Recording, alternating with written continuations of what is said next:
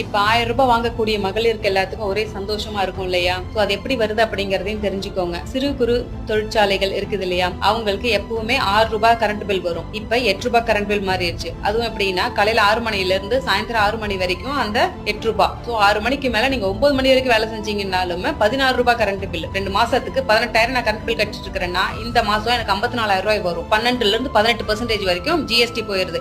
இப்ப நீங்க ஜிஎஸ்டியும் நான் 12% கட்டிட்டு இருக்கிறேன். கரண்ட் பில்லும் ஒரு 54,000 கட்டுறேன். சோ எனக்கு என்ன வருமானம் வரும், நான் எவ்வளவு அரசாங்கத்துக்கு கட்டுறது, எங்க கிட்ட இருந்து புடுங்கி எடுத்துட்டு போய் மகளிரை நீங்க காப்பாத்திட்டு இருக்கீங்க அப்படின்னு சொன்னா இதுக்கு நீங்க ஃப்ரீயா கொடுக்காம இருந்து 12% ஜிஎஸ்டிய பழையபடி 5% இல்ல 6% அந்த மாதிரி கொண்டுட்டு வந்து கரண்ட் பில்ல இவ்வளவு ஹை லெவல்ல ஏத்துறதுக்கு ஒரு 6ல இருந்து 8 கொண்டுட்டு வந்தீங்களா, அதோட விட்டுட்டு கம்மன் இருந்தீங்கன்னா நாங்களும் வாழுவோம், அரசாங்கமும் வாழும், யாரும் சபிக்க மாட்டாங்க. ஒட்டு மொத்தமா தூக்கி குருவி தலையில பனம்பழம் வைக்கிற மாதிரி வச்சு எவன் பொழைக்கிறதுக்கு இதெல்லாம் பண்ணிட்டு இருக்கிறீங்க.